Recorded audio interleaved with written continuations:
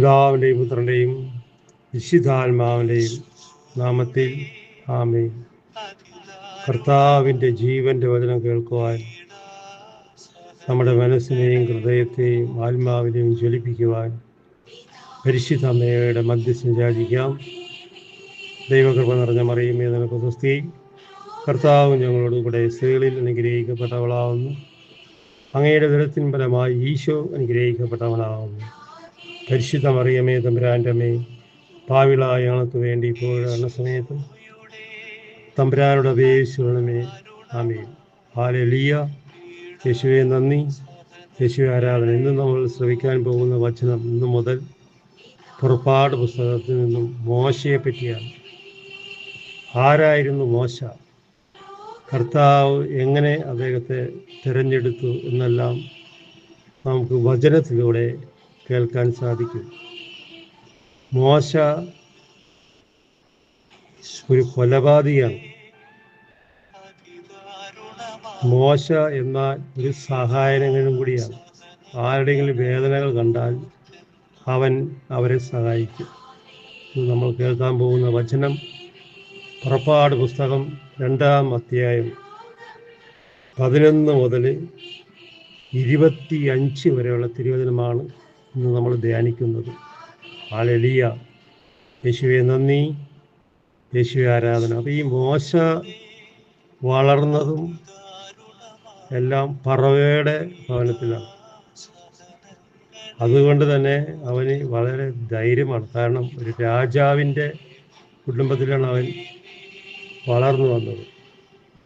യേശുവേ നന്ദി. വചനം ശ്രവിക്കാം. പ്രായപൂർത്തിയായ ശേഷം മോശ ഒരിക്കൽ തൻ്റെ സഹോദരനെ സന്ദർശിക്കാൻ പോയി. പ്രായപൂർത്തിയായ ശേഷം മോശ അവൻ്റെ സഹോദരനെ സന്ദർശിക്കാൻ ഫറവോയുടെ വീട്ടിൽ നിന്നും പോവുകയാണ്. അവൻ താമസിക്കുന്നത് ഫറവോയുടെ കൊട്ടാരത്തിലാണ്. ഹല്ലേലൂയ. യേശുവേ നന്ദി, യേശുവേ ആരാധന. അവൻ അവരുടെ കഠിനാധ്വാനം നേരിൽ കണ്ടു. അവൻ്റെ സഹോദരൻ്റെ അടുക്കിലേക്ക് ചെല്ലണം. അപ്പോൾ അവരുടെ കഠിനാധ്വാനം, കഷ്ടപ്പെട്ട് പണിയെടുക്കുന്നത് ഇവൻ കാണണം. ഇവന് പണിയൊന്നും എടുക്കണ്ട. ഇവൻ രാജകൊട്ടാരത്തിലാണല്ലോ താമസിക്കുന്നത്. അപ്പോൾ അവന് ഒന്നിനും കുറവുണ്ടാവില്ല. അപ്പോൾ അവൻ്റെ സഹോദരനെ കാണാൻ അവൻ പോയപ്പോൾ അവർ കഷ്ടപ്പെടുന്നതും കഠിനാധ്വാനം ചെയ്യുന്നതും ഇവൻ്റെ കണ്ണുകൾ കൊണ്ട് ഇവൻ കാണണം. ഹല്ലേലൂയ. കഠിനാധ്വാനം നേരിൽ കണ്ടു. അവൻ നേരിൽ കണ്ടു. അവിടെ പ്രത്യേകം ചെയ്യുകയാണ് 2-ാം വാക്യം. നേരിൽ കണ്ടു.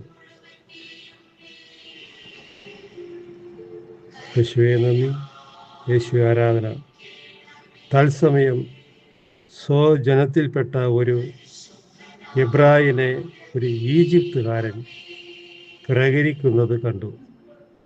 തൽക്ഷണം ഒരു ഈജിപ്തുകാരനെ ഒരാൾ മർദ്ദിക്കുകയാണ്. അത് ഇവൻ കാണുന്നു. അപ്പോൾ ഇവന് അതൊന്നും ഇഷ്ടമല്ല. ഇവന് അതിലൊക്കെ ഇടപെടും. ആരാണ് എന്താണെന്നൊക്കെ ഇവൻ ചോദിക്കും. ഹല്ലേലൂയ. അതാണ് അവിടെ എഴുതിയിരിക്കുന്നത്. കണ്ടു. 12-ാം വാക്യം. അവൻ ചുറ്റും നോക്കി. ഹല്ലേലൂയ. യേശുവേ നന്ദി, യേശുവേ ആരാധന. അവൻ അവരുടെ കഠിനാധ്വാനം നേരിൽ കണ്ടു. തത്സമയം സ്വജനത്തിൽപ്പെട്ട ഒരു എബ്രായനെ ഒരു ഈജിപ്തുകാരൻ പ്രകരിക്കുന്നത് കണ്ടു. അടിക്കണതും തൊഴിക്കണതൊക്കെ കാണണം. 12-ാം വാക്യം. ഇത് കണ്ടപ്പോൾ അവൻ ചുറ്റും നോക്കി. ആരുമില്ലെന്ന് കണ്ടപ്പോൾ ആ ഈജിപ്തുകാരനെ അവൻ കൊന്നു. അവനോട് ചോദിച്ചു, നീ എന്തിനാണ് അവനെ അടിക്കണമെന്നൊക്കെ ചോദിച്ചു. അപ്പോൾ അവൻ എതിർത്തു. അവനായിട്ട് അടിയെടുത്തു. അവൻ മരിച്ചുപോയി. അവനെ കൊന്നുകളഞ്ഞു. ഒരു കൊലയാളിയായി മാറി. എന്നിട്ട് അവൻ ചെയ്തത് കണ്ടോ? അവനെ മണലിൽ മറവ് ചെയ്തു. അവനെ മറവിൽ ചെയ്തു. ഒരു ഈജിപ്തുകാരനെ അടിച്ച് ഉപദ്രവിക്കണ കണ്ടപ്പോൾ അവന് സഹിച്ചില്ല മോശയ്ക്ക്. അവനെ പോയിട്ട് അടിച്ച് കൊന്നുകളഞ്ഞു. എന്നിട്ട് കുഴി കുഴിച്ചും പിടിക്കളഞ്ഞു. ഹല്ലേലൂയ. അടുത്ത ദിവസം അവൻ ചുറ്റി സഞ്ചരിക്കുമ്പോൾ ഒരു എബ്രയർ തമ്മിൽ ശണ്ട കൂടുന്നത് കണ്ടു. ഇവൻ കാണി ഇതൊന്നും അവന് ഇഷ്ടമല്ല. മോശയ്ക്ക് ശണ്ട കൂടുന്നതും അടിക്കുന്നതും വഴക്ക് ഒച്ചപ്പാടുണ്ടാക്കുന്നതും അവന് ഒട്ടും ഇഷ്ടമല്ല. തെറ്റ് ചെയ്തവനോട് അവൻ ചോദിച്ചു. അപ്പം ശണ്ട കൂടുകയൊക്കെ കണ്ടത് തെറ്റ് ചെയ്തവനോട് ഇവൻ പോയി ചോദിക്കുകയാണ്, നീ എന്തിനാണ് കൂട്ടുകാരനെ അടിക്കുന്നത്? മോശ അവിടെ ഇടപെടണം അവരെടുത്ത്. അപ്പോൾ ഒരുത്തിനെ കൊന്നിട്ടാണ് ഇവൻ അവിടെ തന്നെ കഴിയുന്നത്. അപ്പോൾ അവൻ വിചാരിച്ചു ആരും ഇതൊന്നും കണ്ടിട്ടില്ല. അങ്ങനെ അവൻ സുഖമായിട്ട് ആ ഈജിപ്തിൽ തന്നെ അവൻ കഴിയുന്നു. അപ്പോഴാണ് വേറൊരു കൂട്ടം ഒരുത്തിനെ വഴക്കിടണത് വച്ചിരുന്നത്. അപ്പോൾ ഇവൻ അവിടെ ഇടപെട്ടു. നീ എന്തിനാണ് അവനെ വഴക്ക് പറയണത്, നീ എന്തിനാണ് വച്ചിരുന്നതെന്നൊക്കെ ചോദിക്കുന്നത്. നീ എന്തിനാണ് കൂട്ടുകാരനെ അടിക്കുന്നത്? അവർ തമ്മിൽ അടിയുണ്ടാക്കി. അപ്പോൾ ഇവൻ ചോദിച്ചു, നീ എന്തിനാണ് അവനെ അടിച്ചത്? ഇങ്ങനെ ഇവൻ കയറി അങ്ങനെ ഇടപെടുകയാണ്. ഹല്ലേലൂയ. 14 വാക്യം. അപ്പോൾ അവൻ ചോദിച്ചു, ആരാണ് നിന്നെ ഞങ്ങളുടെ മേലധികാരിയായി നിയമിച്ചത്? ഞങ്ങളുടെ മേലധികാരിയായിട്ട് നിയമിച്ചത് നീ ആരാണ്? നിന്നെ നിയമിച്ച ആര് നിയമിച്ചു? നീ ആരാണ് എന്ന് ആ ഈജിപ്തുകാർ ചോദിക്കണം എന്നത്. ഹല്ലേലൂയ. യേശുവേ, ഈജിപ്തുകാരനെ കൊന്നതുപോലെ. അപ്പോൾ അങ്ങനെ ചോദിച്ചിട്ട് അവർ തന്നെ വീണ്ടും പറയുന്നു, ഈജിപ്തുകാരനെ കൊന്നതുപോലെ എന്നെയും കൊല്ലാനാണോ നീ ഉദ്ദേശിക്കുന്നത്? മോശയോട് അവർ ചോദിക്കുന്നു. അപ്പോൾ ഇവൻ ഇതൊന്നും അറിയണില്ല, ആരും കണ്ടിട്ടില്ലെന്ന കാര്യമാണ്. അവനെ ആദ്യമേ കൊന്ന് കുഴി തോണ്ടി കുഴിച്ചിട്ട് മണലും മറവ് ചെയ്തു. അങ്ങനെ ആരും കണ്ടിരുന്നത് ഞെളിഞ്ഞ് വന്ന് നടക്കുകയാണ്, ഒരു കുഴപ്പമില്ല. ഇപ്പം ഇവർ ചോദിക്കുകയാണ്, കണ്ട, ഈജിപ്തുകാരനെ കൊന്നതുപോലെ എന്നെയും കൊല്ലാനാണോ നീ ഉദ്ദേശിക്കുന്നത്? ഇത് അവന് ഭയങ്കര അടിയായിപ്പോയി. അവൻ വിചാരിച്ചു ആരും കണ്ടില്ല, ഇവരെ ഇത് ഇങ്ങനെ അറിഞ്ഞു. മോശ ഭയപ്പെട്ടു. ഇത് കേട്ട ഉടനെ മോശ അങ്ങോട്ട് ഭയപ്പെട്ടു. കാരണം പറവയുടെ കീഴിലാണ് ഇവൻ നിൽക്കുന്നത്. പറവ എന്തെങ്കിലും ചെയ്യുന്നുള്ള പേടി. ഇവരിതങ്ങനെ അറിഞ്ഞു, ഇവരാരോടെങ്കിലും പറയുമോ നേരത്തെ ഇവൻ ഭയങ്കരമായിട്ട് ഭയപ്പെട്ടു. ആ സംഭവം പരസ്യമായെന്ന് അവൻ വിചാരിച്ചു. ഈ ഈജിപ്തുകാരനെ കൊന്ന് മറവ് ചെയ്തത് പരസ്യമായി കാണുമെന്ന് ഇവൻ വിചാരിച്ചു. പറവ ഈ കാര്യം കേട്ടപ്പോൾ മോശയെ അന്വേഷിച്ചു.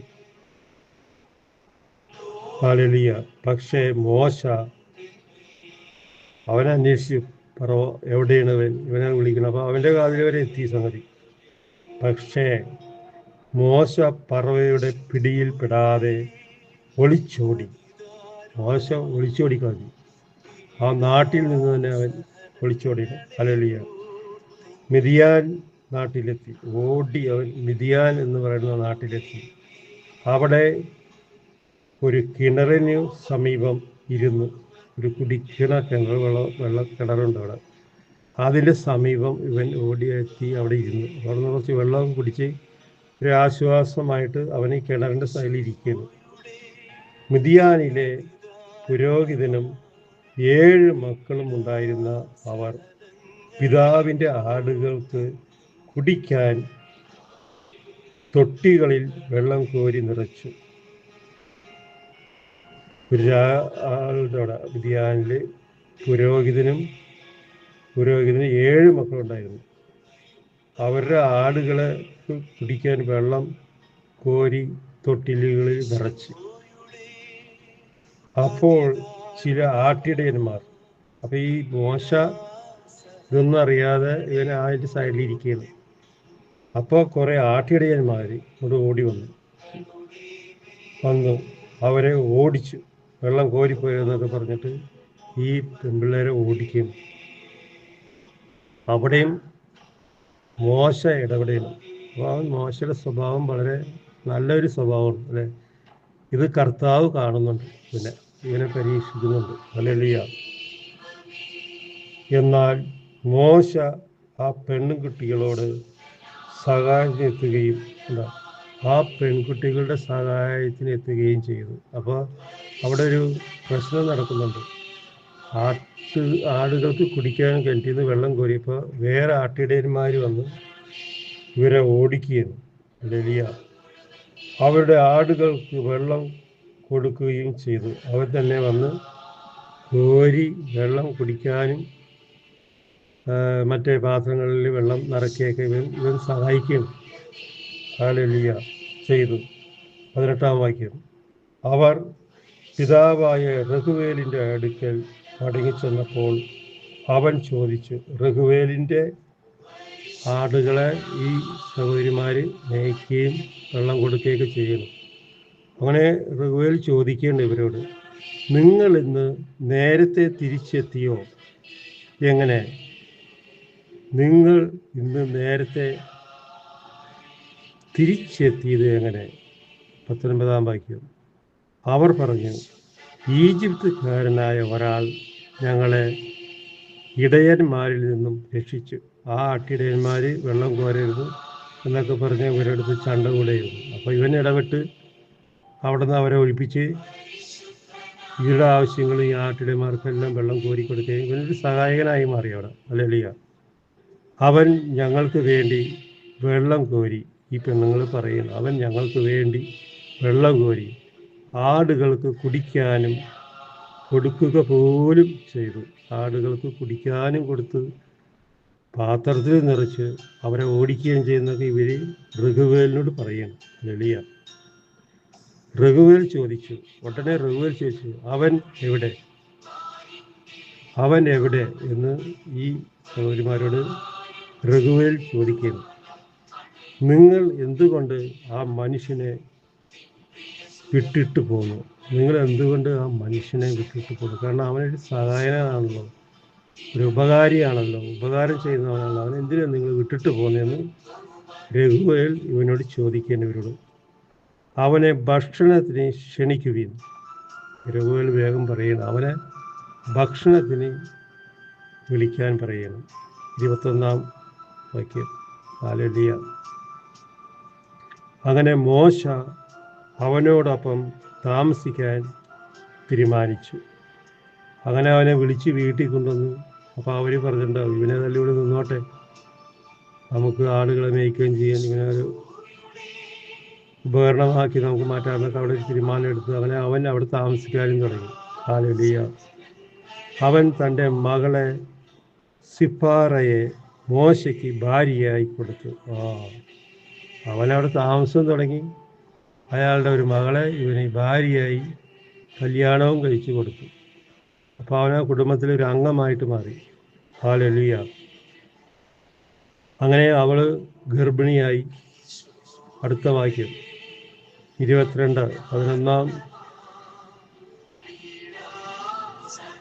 പുറപ്പാട് പുസ്തകം 2-ാം അധ്യായം 11 മുതലാണ് നമ്മൾ കേട്ടുകൊണ്ടിരിക്കുന്നത് കേട്ടോ.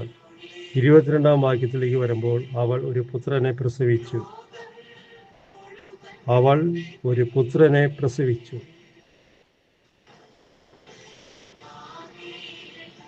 ഞാൻ പ്രവാസിയായി കഴിയുന്നു എന്ന് പറഞ്ഞു മോശ പറയുന്നു.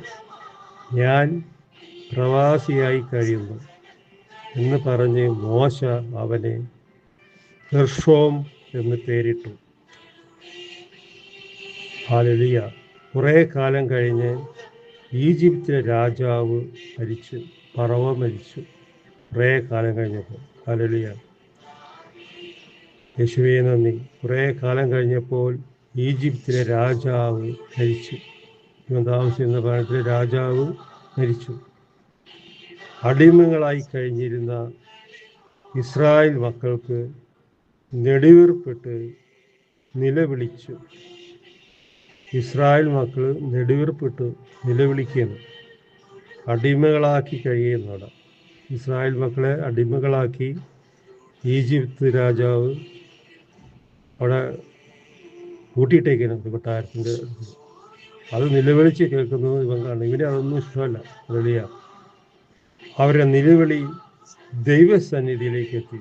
അവർ നിലവിളിക്കുകയും പ്രാർത്ഥിക്കുകയും ചെയ്യുന്ന ഇസ്രായേൽ മക്കൾ എന്ന് പറയുമ്പം അവർ ഭയങ്കര ദൈവഭക്തിയുള്ളവരാണ്.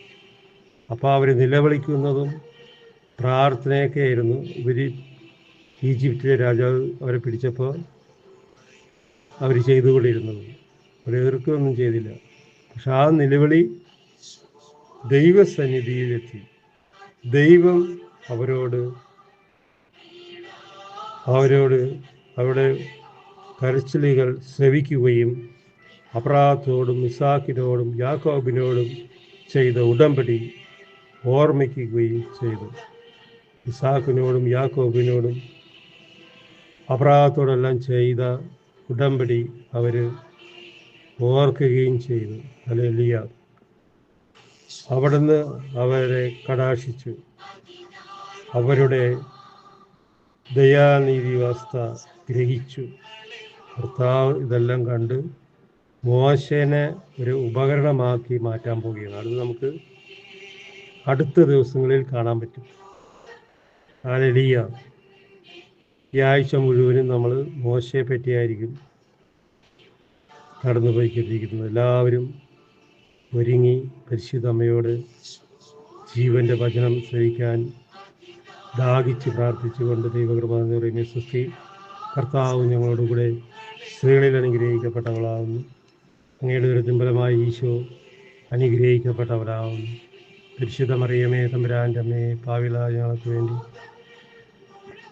ഇപ്പോഴും ഞങ്ങളുടെ മരണസമയത്തും തമ്പുരാനുടെ അപേക്ഷിക്കണമേ. ആമേ. ഓ കർത്താവിൻ്റെ അമ്മേ, ഞങ്ങളുടെ അമ്മേ, വചനം ഗർഭം ധരിച്ച പരിശുദ്ധ മറിയമേ, ഞങ്ങളെ അനുഗ്രഹിക്കണമേ. ഞങ്ങളെ മക്കളെ അനുഗ്രഹിക്കണമേ. ഞങ്ങളുടെ കുടുംബങ്ങളെ അനുഗ്രഹിക്കണമേ. ആരും പോരും ഇല്ലെന്ന് പറഞ്ഞ് ഒറ്റപ്പെട്ടു പോയുള്ളൂ എന്ന് ദുഃഖത്താൽ കഴിയുന്ന ഓരോ മകനെ മകളെയും, പഠിച്ച് ജോലി കിട്ടാതെ വിഷമിച്ചിരിക്കുന്ന ഓരോ മകനെ മകളെയും, വഴിതെറ്റിപ്പോകുന്ന മക്കളെയെല്ലാം നസറായ യേശുവേ നിന്റെ നാമത്തിൽ സമർപ്പിച്ച് ഇപ്പോൾ ഞങ്ങൾ പ്രാർത്ഥിക്കുകയാണ്. പിതാവിൻ്റെയും പുത്രൻ്റെയും പരിശുദ്ധാത്മാവിൻ്റെയും നാമത്തിൽ അവരെല്ലാവരെയും ഒരു കിടക്കയിലാക്കണമെന്നും സാത്താൻ തട്ടിക്കൊണ്ടുപോകുന്ന സ്നേഹമെല്ലാം തിരിച്ച് അവരുടെ ഹൃദയങ്ങളിലേക്കും കുടുംബങ്ങളിലേക്കും തിരികെ കൊണ്ടുവരുവാൻ ഇസ്രായേലിൻ്റെ ദൈവമായ കർത്താവേ നിൻ്റെ പരിശുദ്ധകരം അവരുടെ മേൽ വരണമേ എന്നും പ്രാർത്ഥിച്ചുകൊണ്ട് പിതാവിൻ്റെയും പുത്രൻ്റെയും പരിശുദ്ധാത്മാവിൻ്റെയും നാമത്തിൽ ആമേൻ. ആവേ മരിയ, പ്രൈസ് ദി ലോർഡ്. ഹല്ലേലൂയ.